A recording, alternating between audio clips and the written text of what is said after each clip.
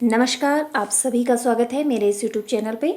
हम पढ़ रहे हैं कक्षा 8 की हिंदी की पाठ्य पुस्तक वसंत भाग 3 का 10वां पाठ। पाठ का शीर्षक है कामचोर। कामचोर मतलब काम से जी चुराने वाला। बड़ी देर के बाद वाद विवाद के बाद यह तय हुआ कि सचमुच नौकरों को निकाल दिया जाए। आखिर ये मोटे मोटे किस काम के हैं? हिलकर पानी नहीं पीते। इन्हें अपना काम खुद करने की आदत होनी चाहिए, कामचोर कहीं के। ये वाक्य शायद परिवार के किसी बड़े सदस्य द्वारा कहे गए हैं, जो परिवार के उन सदस्यों से कह रहे हैं जो अपने कार्य को स्वयं नहीं करते हैं। आगे, तुम लोग कुछ नहीं, इतने सारे हो और सारा दिन उधम मचाने के सिवाय कुछ नहीं करते। और सचमुच हमें ख्याल आया कि हम आखिर काम क्यों नहीं करते। यानी कि जब परिवार के किसी एक सदस्य ने परिवार के अन्य सदस्यों को इस तरह बातें सुनाई तो उन्हें ध्यान में आता है कि आखिर वो लोग काम क्यों नहीं करते हैं। अब हिलकर पानी पीने में अपना क्या खर्च होता है? जैसा कि यहाँ पहले तर्क उनके द्वारा दिया गया कि हिलकर पानी भी ये नहीं पीते हैं, तो परिवार के सदस्यों ने सोचा कि हिलकर पानी पीने में उनका क्या खर्च होता है। इसलिए हमने तुरंत हिलहिलाकर पानी पीना शुरू किया। हिलने में धक्के भी लग जाते हैं और हम किसी के दबैल तो नहीं थे, नहीं कि कोई धक्का दे तो सह जाए। लीजिए, पानी के मटकों के पास ही घमासान युद्ध हो गया। अर्थात एक का धक्का लगा तो दूसरा व्यक्ति उसे सहना नहीं चाहता था और उसके बदले में वह किसी न किसी तरह की प्रतिक्रिया करना चाहता था। तो इस तरह से पानी के मटकों के पास में ही घमासान युद्ध हो गया। सुराहियां उधर लुढ़की, मटके इधर गए, कपड़े भीगे सो अलग। यानी कि सब बर्तन इधर उधर हो गए और उन सभी के कपड़े भीग गए। यह भला काम करेंगे, अम्मा ने निश्चय किया। करेंगे कैसे नहीं, देखो जी, जो काम नहीं करेगा उसे रात का खाना हरगिज नहीं मिलेगा, समझे? यानी कि जब इस तरह की हरकत परिवार के इन सदस्यों की देखी तो अम्मा ने कहा कि यह भला काम करेंगे, यानी कि काम यह काम करना इनके बस में नहीं है। लेकिन एक फरमान और आया कि अगर यह काम नहीं करेंगे तो उन्हें रात का खाना नहीं मिलेगा। यह लीजिए, बिल्कुल शाही फरमान जारी हो रहे हैं। शाही फरमान मतलब जो जैसे शाही फरमान उन फरमान को कहते हैं जैसे जो राजा अपनी प्रजा के लिए कोई आदेश निकाल देता है और प्रजा को उस आदेश को मानना ही होता है, तो उस फरमान को कहते हैं शाही फरमान। ऐसे ही परिवार के बड़े सदस्य जब अपना हुक्म दे देते हैं और परिवार के सदस्यों को उसे मानना ही होता है, तो हम उसे शाही फरमान की उपमा दे सकते हैं।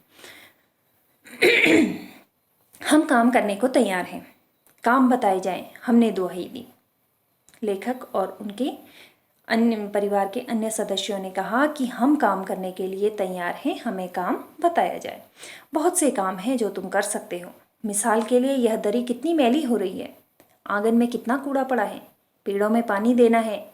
और भाई, मुफ्त में तो यह काम करवाए नहीं जाएंगे, तुम सबको तनख्वाह भी मिलेगी। तो कार्य भी बता दिए गए, साथ में यह भी बता दिया गया कि अगर आप इन कार्यों को करेंगे तो आपको तनख्वाह मिलेगी, क्योंकि नौकरों को तो निकाल चुके थे और नौकरों को वो तनख्वाह देते थे, तो वो कह रहे हैं कि आप लोग अगर काम करेंगे तो आपको तनख्वाह भी मिलेगी। अब्बा मियाँ ने कुछ काम बताए और दूसरे कामों का हवाला भी दिया। माली को तनख्वाह मिलती है अगर सब बच्चे मिलकर पानी डालें तो।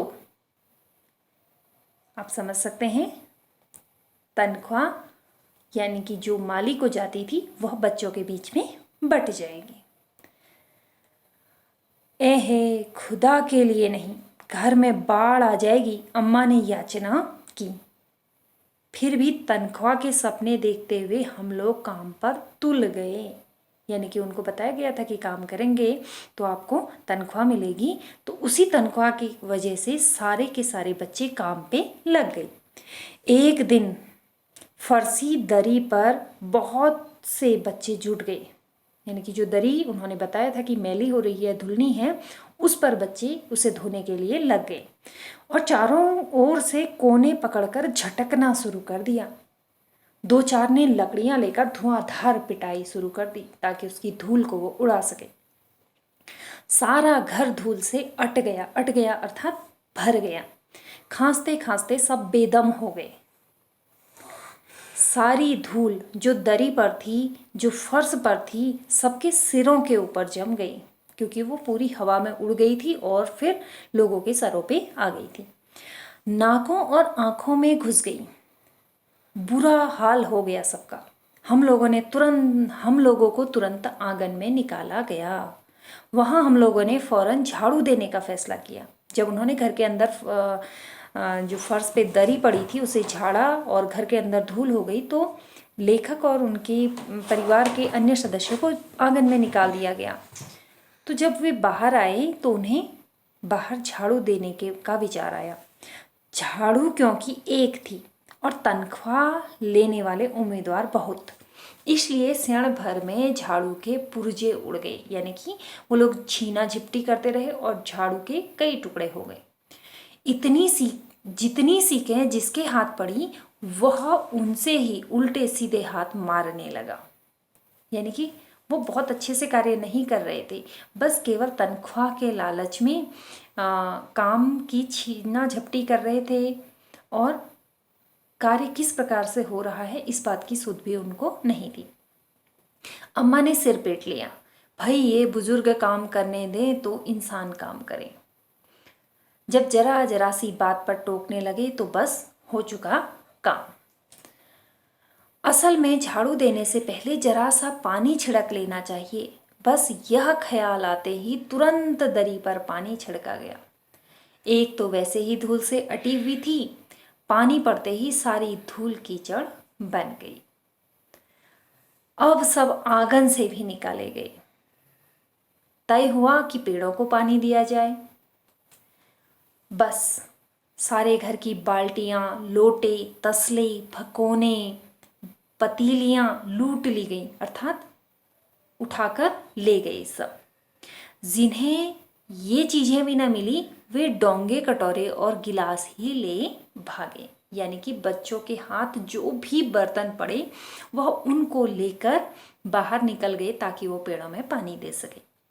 अब सब लोग नल पर टूट पड़े। यहाँ भी वह घमासान मची कि क्या मजाल जो एक बूंद पानी भी किसी बर्तन में आ सके। मतलब वो इस जल्दबाजी में थे कि सबसे पहले मैं अपना बर्तन भरूं, मैं पेड़ों में पानी डालूं ताकि मुझे तनख्वाह मिले।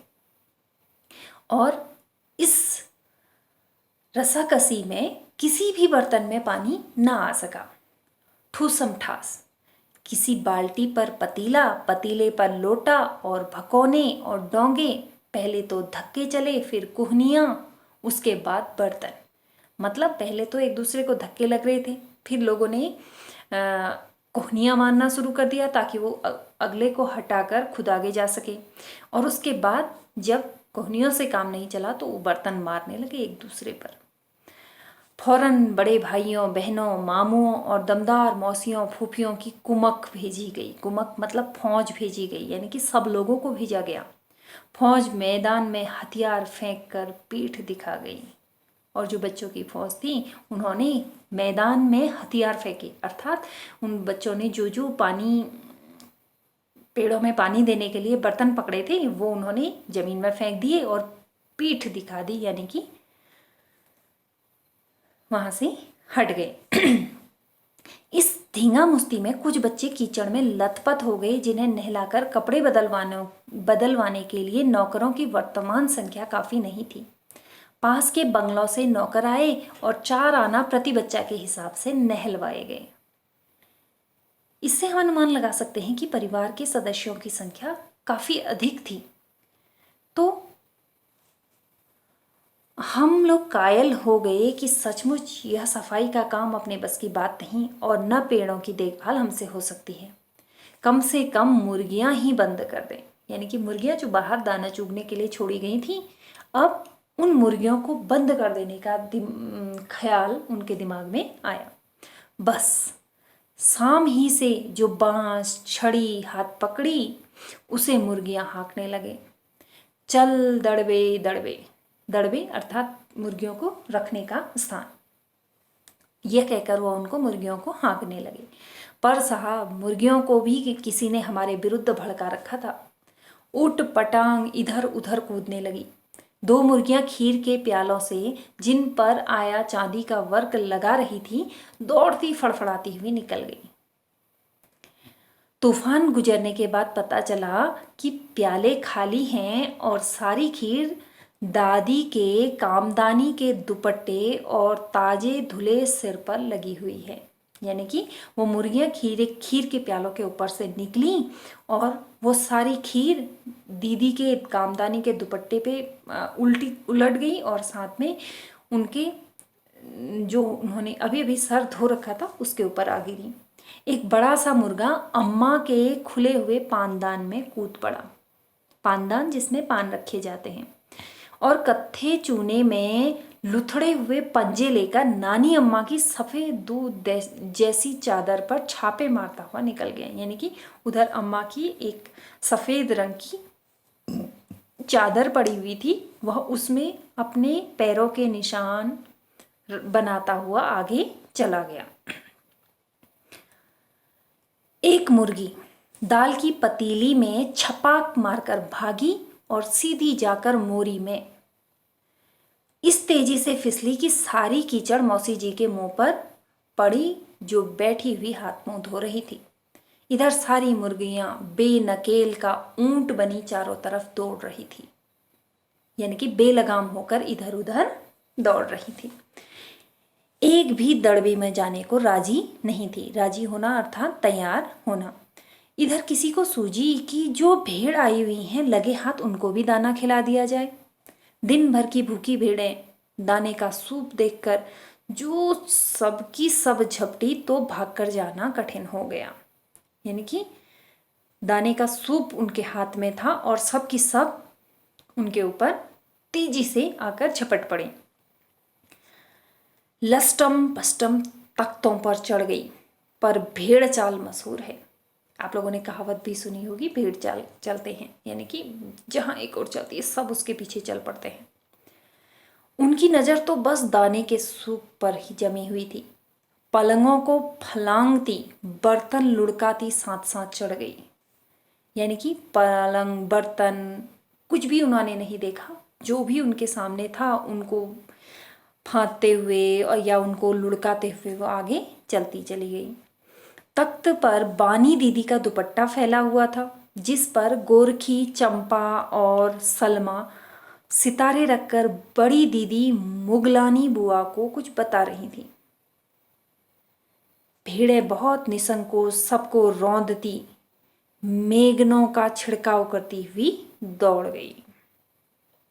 जब तूफान गुजर चुका तो ऐसा लगा जैसे जर्मनी की सेना टैंकों और बमबारों सहित उधर से छापा मारकर गुजर गई हो।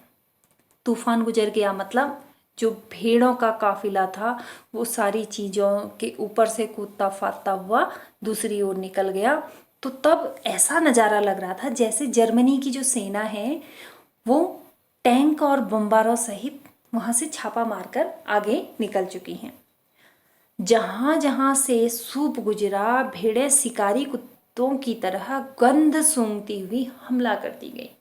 यानी कि सूप को ले जाने की कोशिश की जा रही थी ताकि अच्छे से बांटा जा सके, लेकिन वह उसके पीछे तेजी से भागे जा रही थी। हज़नमा एक पलंग पर दुपट्टे से मुंह ढके सो रही थी। उन पर से जो भेड़ें दौड़ी तो न जाने वह सपने में किन महलों की सैर कर रही थी। दुपट्टे में उलझी हुई मारो मारो चीखने लगी। यानी कि वो नींद में थी, शायद किन्हीं महलों की सैर कर रही होंगी, और जैसे ही भेड़ें उनके ऊपर से दौड़ी तो अचानक से वो मारो मारो चिल्लाने लगी। इतने में भेड़ें सूप को भूलकर तरकारी वाली टोकरी पर टूट पड़ी। तरकारी अर्थात सब्जी की टोकरी पर टूट पड़ी। वह दालान में बैठी मटर की फलियां तोल तोल कर रसोइये को दे रही थी। वह अपनी तरकारी का बचाव करने के लिए सीना तानकर उड़ गई। आपने कभी भेड़ों को मारा होगा तो अच्छी तरह देखा होगा कि बस ऐसा लगता है जैसे रुई के तकिए को कूट रहे हैं, अर्थात उन पर कोई असर नहीं होता है, क्योंकि भेड़ों के जो रोए होते हैं वो काफ़ी ज़्यादा होते हैं और उनकी जो स्किन होती है, उनकी त्वचा तक मार नहीं पहुंचती है। उससे पहले ही वह जो आपकी स्टिक है आप उसे मारेंगे और वो वापस उसकी स्किन तक पहुंचने से पहले वो वापस आ जाएगी, यानी कि अंदर तक वो वार नहीं कर पाती है। तो ऐसा लगता है जैसे आप रुई के तकिए को कूट रहे हैं। भेड़ को चोट ही नहीं लगती। बिल्कुल यह समझकर कि आप उससे मजाक कर रहे हैं वो आप पर ही चढ़ बैठेगी। जरा सी देर में भेड़ों ने तरकारी छिलकों सहित अपने पेट की कड़ाही में झोंक दी, यानी कि वह तरकारी जो तरकारी वाली से खरीद कर घर में आकर बच्चों के पेट में जानी थी या कढ़ाई में छौंकी जानी पकाई जानी थी, वह सीधे भेड़ों के पेट की कढ़ाई में झोंक दी गई, अर्थात भेड़ों द्वारा खा ली गई। इधर यह प्रलय मची थी, उधर दूसरे बच्चे भी लापरवाह नहीं थे। इतनी बड़ी फौज थी जिसे रात का खाना न मिलने की धमकी मिल चुकी थी। वे 4 भैंसों का दूध दूहने पर जुट गए, यानी कि कुछ बच्चे इधर भेड़ों के पीछे लगे थे तो कुछ बच्चे जो थे वो चाहते थे, वो जानते थे कि अगर वो काम नहीं करेंगे तो उन्हें रात का खाना नहीं मिलेगा। इसलिए उन्होंने क्या शुरू कर दिया, भैंसों का दूध दूहना शुरू कर दिया। धुली बेधुली बाल्टी लेकर, यानी कि कुछ धुली हुई थी कुछ बिना धुली हुई बाल्टियां थी, ऐसी बाल्टियों को उन्होंने ले लिया। 8 हाथ 4 थनों पर टिल पड़े, यानी कि थन 4 थे लेकिन 8 हाथ उन पर लगे हुए थे, यानी कि सभी बच्चे ये चाह रहे थे कि हम कार्य करें। भैंस एकदम जैसे चारों पैर जोड़कर उठी और बाल्टी को लात मारकर दूर जा खड़ी हुई। तय हुआ कि भैंस की अगाड़ी पिछाड़ी बांध दी जाए और फिर काबू में लाकर दूध दूह लिया जाए। बस झूले की रस्सी उतारकर भैंस के पैर बांध दिए गए। पिछले 2 पैर चाचा जी की चारपाई के पायों से बांध दिए गए। अगले 2 पैरों को बांधने की कोशिश जारी थी कि भैंस चौकन्नी हो गई। छूटकर जो भागी तो पहले चाचा जी समझे कि शायद कोई सपना देख रहे हैं, क्योंकि चाचा जी चारपाई में सो रहे थे, तो पहले उन्हें लगा कि वो कोई सपना देख रहे हैं। फिर जब चारपाई पानी के ड्रम से टकराई और पानी छलक कर गिरा तो समझे कि आधी तूफान में फंसे हैं। साथ में भूचाल भी आया हुआ है, क्योंकि भैंस उसे खींचे जा रही थी और उनकी जो चारपाई थी वो आगे बढ़ती चली जा रही थी तो और हिल रही थी, तो उन्हें लगा कि भूचाल आया हुआ है। भूचाल अर्थात भूकंप। फिर जल्दी ही उन्हें असली बात का पता चल गया और वह पलंग की दोनों पट्टियां पकड़े बच्चों को छोड़ देने वालों को बुरा भला सुनाने लगे, यानी कि भैंस उनकी चारपाई को खींचे जा रही थी और उन्होंने पलंग को कस के पकड़ लिया था और किन स्वाभाविक रूप से वह उन लोगों पर चिल्ला रहे थे जो बच्चों को इस तरह से छोड़ दिए हैं। यहाँ बड़ा मजा आ रहा है। भैंस भागी जा रही थी और पीछे पीछे चारपाई और उस पर बैठे हुए थे चाचा जी। ओहो, एक भूल ही हो गई, यानी बछड़ा तो खोला ही नहीं, इसलिए तत्काल बछड़ा भी खोल दिया गया। उनको ऐसा लगा कि भैंस दुहने से पहले उसकी बछड़े को, यानी कि उसके बच्चे को अगर उसके पास में छोड़ दिया जाए दूध पीने के लिए तो भैंस ऐसे नहीं भागती। और जैसे ही उनको अपनी इस भूल का एहसास हुआ उन्होंने बछड़ा भी खोल दिया। तीर निशाने पर बैठा और बछड़े की ममता में व्याकुल होकर भैंस ने अपने खुरों को ब्रेक लगा दिए। खुरों को ब्रेक लगाने का मतलब भैंस रुक गई। बछड़ा तत्काल जुट गया, अर्थात दूध पीने लग गया। दुहने वाले गिलास कटोरे लेकर लपके, क्योंकि बाल्टी तो छपाक से गोबर में जा गिरी थी। बछड़ा फिर बागी हो गया, क्योंकि अन्य बच्चे भी दूध दुहना शुरू कर चुके थे। कुछ दूध जमीन पर और कपड़ों पर गिरा, 2-4 धारें गिलास कटोरों पर भी पड़ गई, बाकी बछड़ा पी गया। यह सब कुछ मिनट के 3/4 में हो गया, यानी कि यह सब अफरा तफरी में ही हो रहा था। घर में तूफान उठ खड़ा हुआ। ऐसा लगता था जैसे सारे घर में मुर्गियां, भेड़ें, टूटे हुए तसले, बाल्टियां, लोटे, कटोरे और बच्चे थे, यानी कि सब कुछ इधर उधर अस्त व्यस्त पड़ा हुआ था। बच्चे बाहर किए गए, यानी कि उनको घर के बाहर रखा गया। मुर्गियां बाग में हकाई गई। हकाना मतलब उनको भगाया गया, बाग की ओर हाँका गया। मातम सा मनाती तरकारी वाली के आंसू पोंछे गए, यानी कि तरकारी वाली सब्जी बेचने के लिए आई थी और सब्जी बेचकर उसे क्या करना था, उसे पैसे मिलने थे, लेकिन सारी तरकारी उसकी भेड़ें खा गई। तो उसको वह मातम मना रही थी, मातम अर्थात शोक मना रही थी, दुखी हो रही थी, तो उसके आंसू पोंछे गए। और अम्मा आगरा जाने के लिए सामान बांधने लगी, यानी कि अम्मा को ऐसा लगा कि घर की जो स्थिति है वो काबू में नहीं है और अब वह इस घर में नहीं रह सकती हैं, और वह अपना सामान बांधने लग गई। या तो बच्चा राज कायम कर लो या मुझे ही रख लो। उन्होंने कहा या तो बच्चों से ही काम करवा लो, बच्चों का राजकाज कर लो, या तो मैं ही रहूँगी, यानी कि एक ही चीज़ इनमें से होगी, नहीं तो मैं चली मायके। अम्मा ने चुनौती दे दी और अब्बा ने सबको कतार में खड़ा करके पूरी बटालियन का कोर्ट मार्शल कर दिया।